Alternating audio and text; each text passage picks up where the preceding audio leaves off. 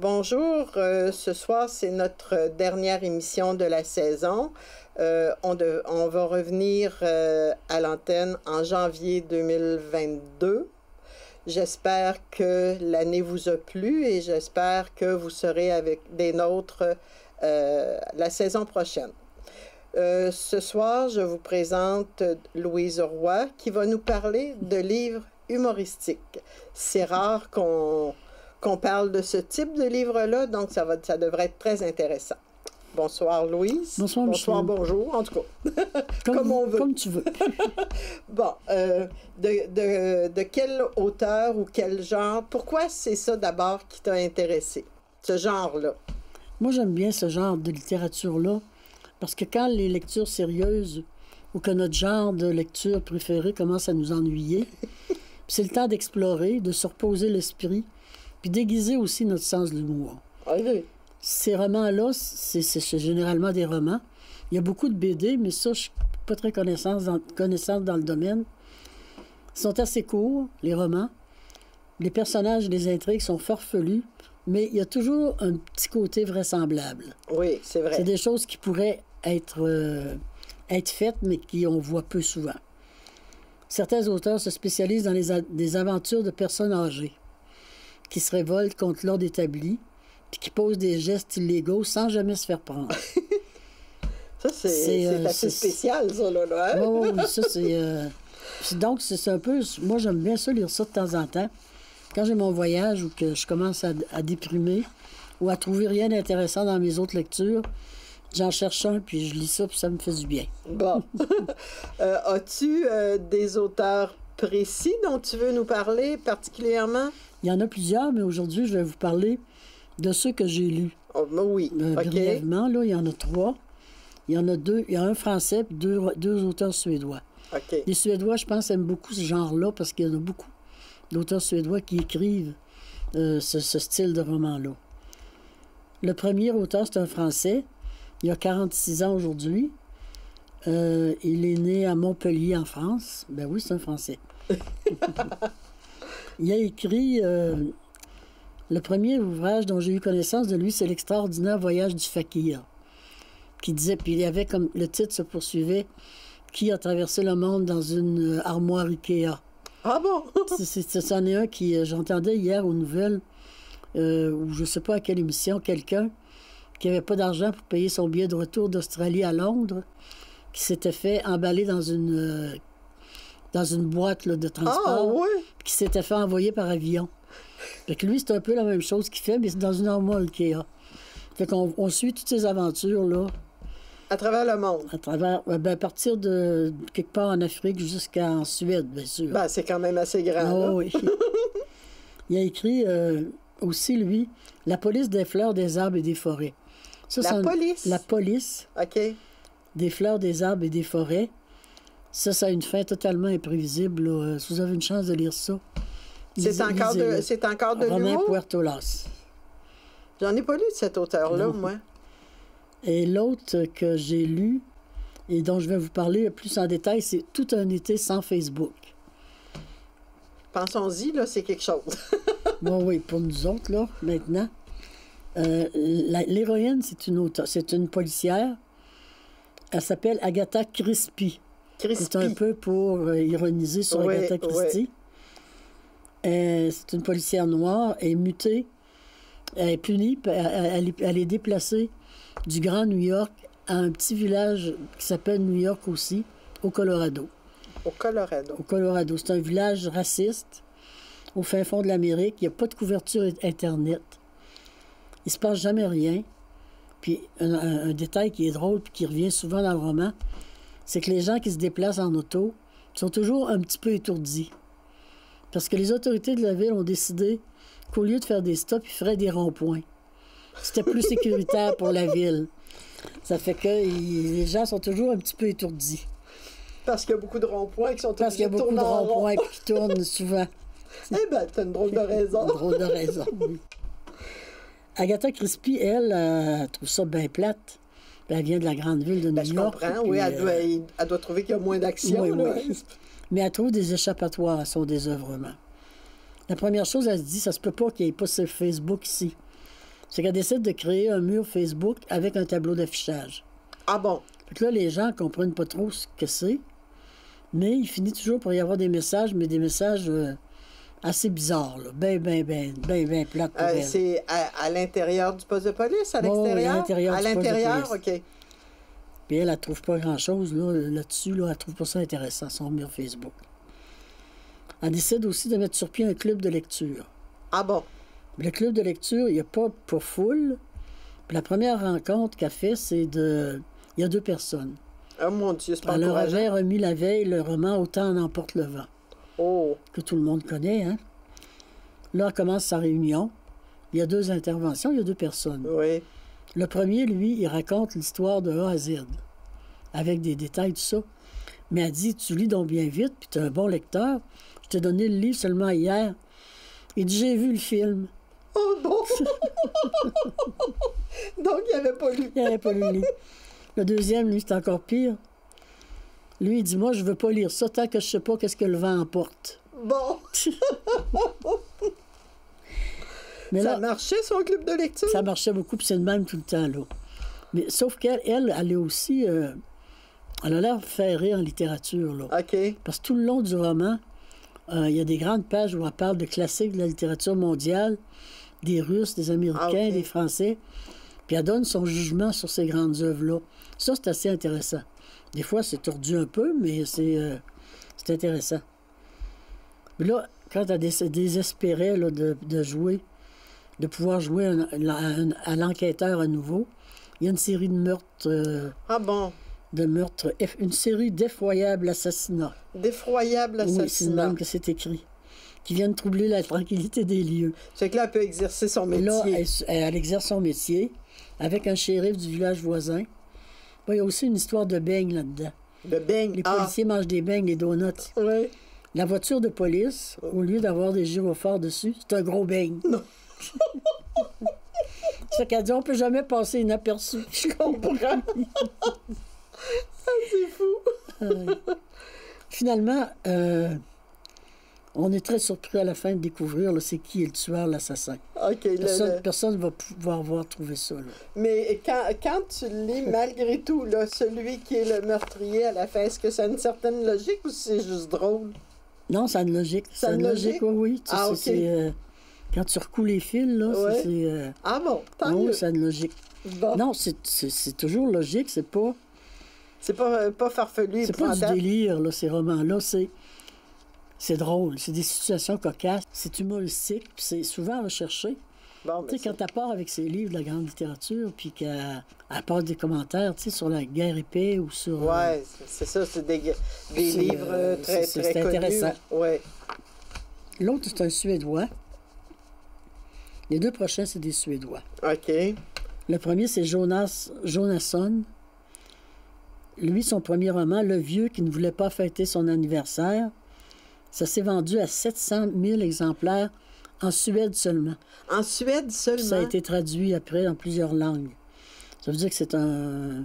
Mais c'est vrai que moi, je l'ai lu, celui-là. Ouais. C'est vrai que c'est le fun à Le lire. vieux, il va avoir 100 ans, mais il veut pas. Il veut pas. Fait qu'il il prépare une grosse fête là, à la maison de retraite où il est. Puis lui, il se sauve. Il se sauve. Il veut pas Sauf avoir que là, 100 ans. il arrive toutes sortes de choses. Ça, c'est pas mal, comme on dit, rocambolesque. Il finit dans les îles avec une belle Indonésienne. Je me souviens plus de son nom. Puis ce même vieux-là, il y a un autre roman, Le vieil homme qui voulait changer le monde, Bon, mais ça- qui voulait toujours pas fêter son anniversaire. OK. Est-ce que c'est une suite? Non, pas précédent, vraiment. pas vraiment? Non. Il s'en va encore de sa maison de retraite pendant une fête là, de village. OK. Il va faire un tour de montgolfière. Ah bon? La montgolfière vogue au-dessus de la mer. La montgolfière pète, puis il atterrit dans un bateau qui est rempli d'uranium. Dans un bateau. Dans Quel un hasard. cargo, là, un cargo rempli d'uranium. Là, il décide de se faire passer pour un spécialiste en fusion nucléaire à base d'uranium. Puis ça, là, les gens le croient, puis il finit avec tout ça à faire la rencontre de Kim Jong-un, du président Trump, des ambassadeurs des Nations Unies. Il rencontre là, les grands de ce monde pour essayer de leur vendre l'uranium. ou avec d'autres pour essayer de les convaincre de ne pas utiliser l'uranium. Ah bon? Et puis, il s'en sort toujours, avec des entourloupettes, là, tout original. Voyons, toutes Plus original. plus originales les unes que les autres. C'est ça. Puis son regard, le regard de l'auteur, donc du personnage par le biais, sur le monde actuel, là, c'est impayable. C'est une grande justice. Ça vaut le détour. Tu sais, quand il parle de Trump, quand il parle de Kim Jong-un, quand il parle de d'autres aussi, là, parce qu'il va aller en France, ouais. Il va aller... et c'est assez juste, là. C'est paru ça en quoi? Je ne sais pas, je ne l'ai pas noté. Ah, c'est pas grave. Mais c'était pendant que Trump était au pouvoir. Ben, il fallait. Donc, ça, dans les 8 dernières années. Dans les 4 dernières années. Oui, c'est pas très ancien. C'est là. ça. Okay. C'est une lecture originale, puis ça vaut le détour, je pense. Le troisième dont je veux vous parler, c'est... Toujours dans l'humour. Toujours dans les livres qui font sourire et même rire. On est encore... Bon, elle, c'est Katharina Engelmann-Sundberg. Ses héros, c'est la bande des dentiers. La bande des dentiers. La bande des dentiers. Donc, ça vous donne une idée de l'âge des personnages. C'est ça. Ils sont 5. Okay. Ils sont 5, ils sont tous dans la même maison de retraite. Il y a 3 filles, 3 femmes. Il y en a une qui était fiscaliste.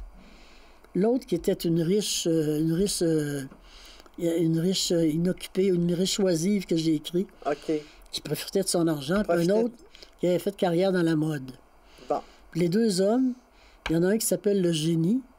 C'était un bricoleur, puis il trouve toutes des solutions à tous leurs problèmes là, techniques. OK. Puis l'autre, le poète, lui qui embellit leur vie, puis qui leur fait rêver à toutes sortes de choses, puis c'est vraiment bien. Donc, la bande des dentiers, c'est ça.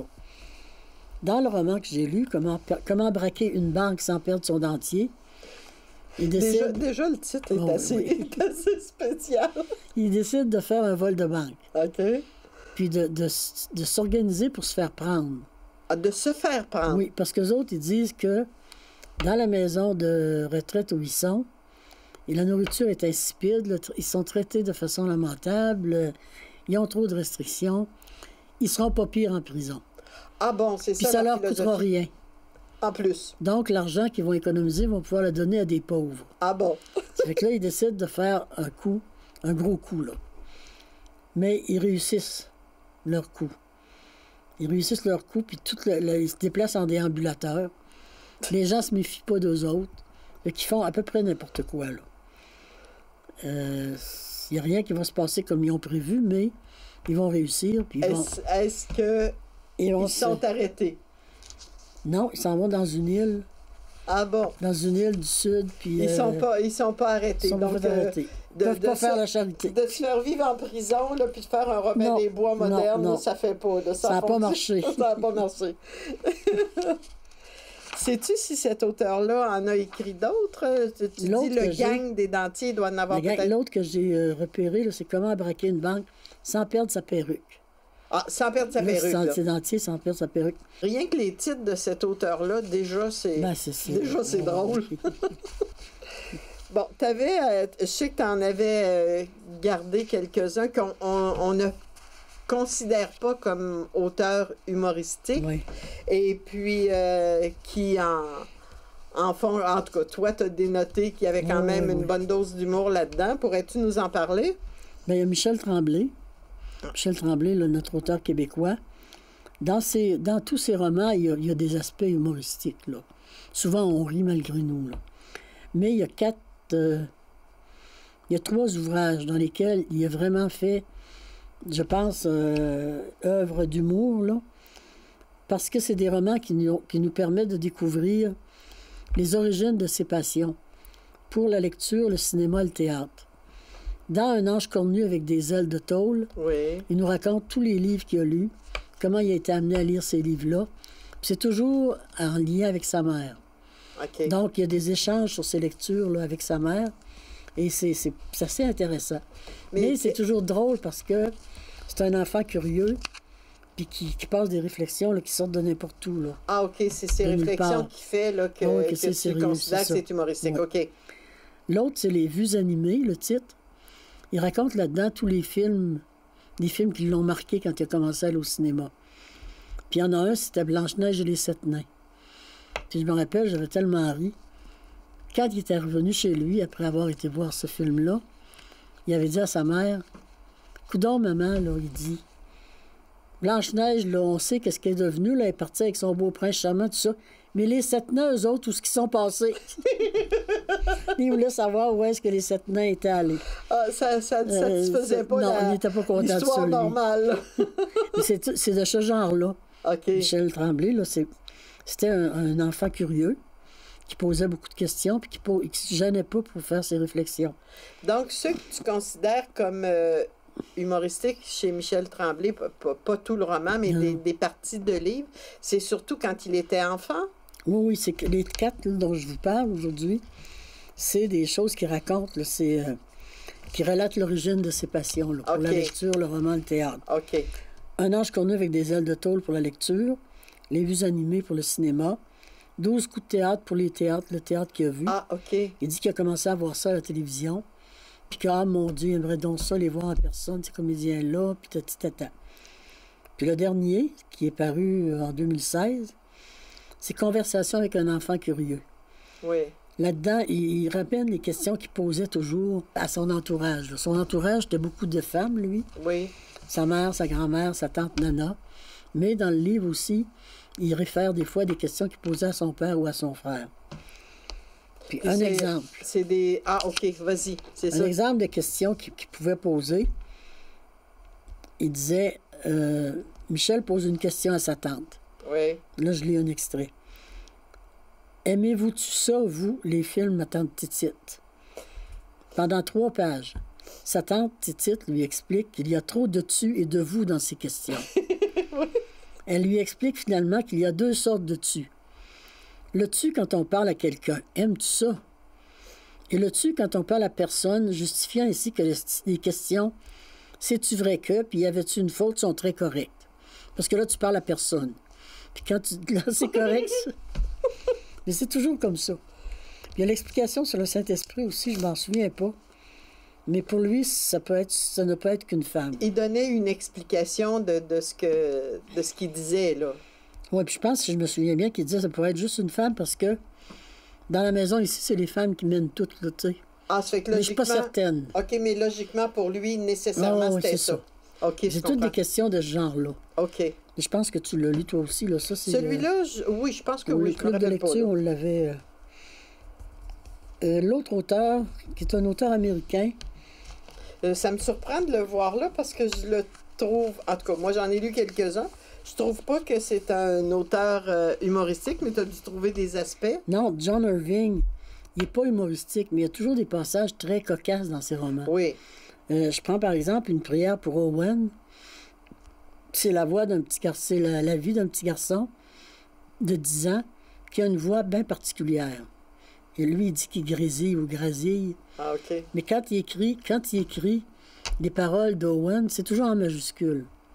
Ah bon? Puis Owen, ben, à un moment donné, il est aux prises avec une balle de baseball, il ne sait pas quoi faire avec. Là, il décrit tout le trajet qu'il fait sur le terrain de balle, c'est drôle. Mais aussi, il participe à la crèche de Noël. Fait que là, il arrive, tout ce qui arrive dans les crèches de Noël qu'on voit à la télé. Il est un personnage de la crèche? Oui, il fait un personnage. OK. Mais dans tous les films qu'on voit, il y a des crèches de Noël avec des enfants. Il arrive toujours des choses spéciales, mais là, lui, il en arrive. Là. Je pense que l'étoile lui tombe sur la tête ou quelque chose du genre. Oh mon Dieu! Mais c'est que il y a toujours des passages drôles dans ces romans. C'est vrai, intercalés. Ces romans sont pas drôles, là, mais le dernier, c'est Dernière nuit à Twisted River.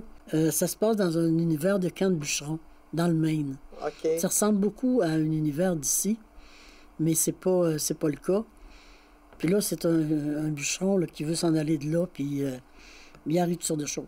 Durant la période... C'est-tu durant la période des fêtes? Non? Non. Un travail normal? Ça, oui. OK. Ben, Le Monde selon Garp, ça, j'imagine que presque tout le monde a lu ça. C'était drôle aussi parce que c'est un personnage particulier. Comment il percevait son milieu, son entourage, c'est ça. Puis l'hôtel New Hampshire, ben il y a toutes sortes de monde dans cet hôtel-là. Oui. Je pense que c'est la première fois qu'on voit des transgenres dans la littérature. Ah, ça se peut. Il y a un ours qui est omniprésent. Oui. Un ours qui est omniprésent, puis qui est un personnage en soi. On dirait que c'est quasiment un oracle là-dedans. Là. Mais c'est pas un écrivain humoristique, mais c'est un écrivain dans lequel il y a des passages très humoristiques. Donc, dans le fond... Qui font du bien à lire, tu sais. Ouais, il y a des écrivains qui sont habiles à insérer des sections humoristiques à travers leurs romans pour alléger des fois l'histoire. Aussi, des fois, ça peut être dramatique. Ça permet d'alléger l'histoire. Puis dans les livres de John Irving, dans le fond, ces passages-là ont toujours une vocation. Ils ne sont pas là gratuitement. Ils ont toujours une intention derrière. C'est ça. Tandis que dans mes romans du début, l'intention, c'est d'être drôle. C'est de faire rire. Tandis que lui, c'est plus faire réfléchir. OK. Bon, ben, je te remercie beaucoup. Et puis, à la prochaine fois, peut-être.